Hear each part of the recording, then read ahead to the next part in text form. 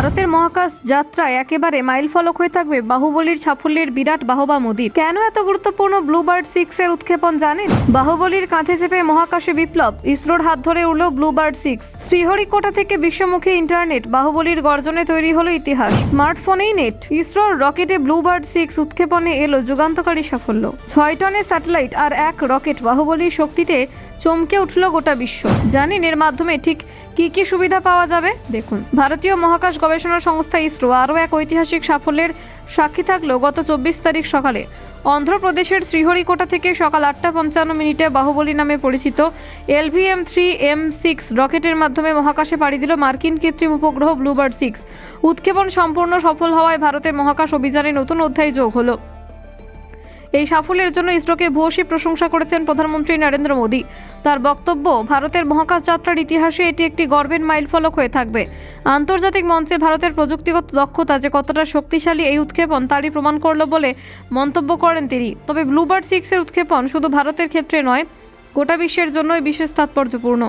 এই কৃত্রিম উপগ্রহ যোগাযোগ প্রযুক্তিতে এক বৈপ্লবিক পরিবর্তন আনতে চলেছে বলে মনে করছেন বিজ্ঞানীরা।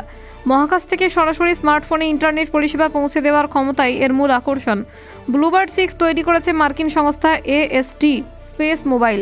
এই স্যাটেলাইটের সাহায্যে কোনো বিশেষ যন্ত্র বা গ্রাউন্ড টার্মিনাল ছাড়াই সরাসরি সাধারণ স্মার্টফোনে ব্রডব্যান্ড পরিষেবা পাওয়া যাবে।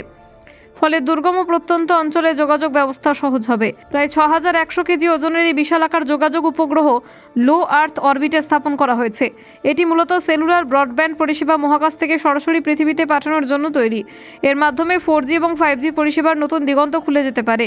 বিজ্ঞানীদের মতে সবকিছু পরিকল্পনা অনুযায়ী চললে বিশ্বের সেই সব এলাকায় ইন্টারনেট পৌঁছাবে যেখানে এখনও নেটওয়ার্ক সংযোগ বড় চ্যালেঞ্জ।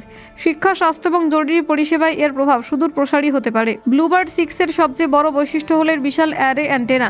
223 বর্গমিটার জুড়ে বিস্তৃত এই অ্যান্টেনা লো আর্থ অরবিটে থাকা কৃত্রিম উপগ্রহগুলির মধ্যে এখনও পর্যন্ত সবচেয়ে বড়। এর শক্তিশালী নকশা সরাসরি স্মার্টফোনে সিগন্যাল পাঠানো সম্ভব করেছে। এই স্যাটেলাইটের ক্ষেত্রে স্টারলিংক বা ওয়ান ওয়েবের মতো পরিষেবার জন্য যে বিশেষ গ্রাউন্ড টার্মিনাল দরকার হয় তার প্রয়োজন নেই। ফলে সাধারণ ব্যবহারকারীর জন্য প্রযুক্তিটি আরও সহজ এবং সাশ্রয়ী হয়ে উঠবে বলে আশা করা হচ্ছে। উৎক্ষেপণের প্রায় 15 মিনিট পর ব্লুবার্ড 6 রকেট থেকে সফলভাবে বিচ্ছিন্ন হয়। এরপর প্রায় 520 কিলোমিটার উচ্চতায় নিজের নির্ধারিত কক্ষপথে পৌঁছে স্থিতিশীলভাবে ঘুরতে শুরু করে কৃত্রিম উপগ্রহটি। এই উৎক্ষেপণের আরেকটি বড় দিক হলো ব্লুবার্ড 6 এখনও পর্যন্ত ভারতের কোনো রকেট দ্বারা মহাকাশে পাঠানো সবচেয়ে ভারী কৃত্রিম উপগ্রহ। সেই কারণে 43.5 মিটার উঁচু LVM-3M6 রকেটকেই এই অভিযানের জন্য বেছে নেওয়া হয়েছিল। ভারী কৃত্রিম উপগ্রহ বহনে সক্ষম এই LVM-3 রকেটকে ইসরোর বিজ্ঞানীরা আদর করে বাহুবলী নামে ডাকেন। LVM-3 সিরিজের মধ্যে এটি 6ষ্ঠ সংস্করণ এবং এর ক্ষমতা আগের মিশনগুলিতে প্রমাণিত হয়েছে। 6000 কেজিরও বেশি ওজনের কৃত্রিম উপগ্রহ মহাকাশে পাঠিয়ে LVM-3M6 নতুন ইতিহাস তৈরি করল।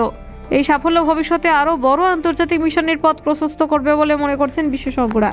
Bureau report, Bangla digital TV.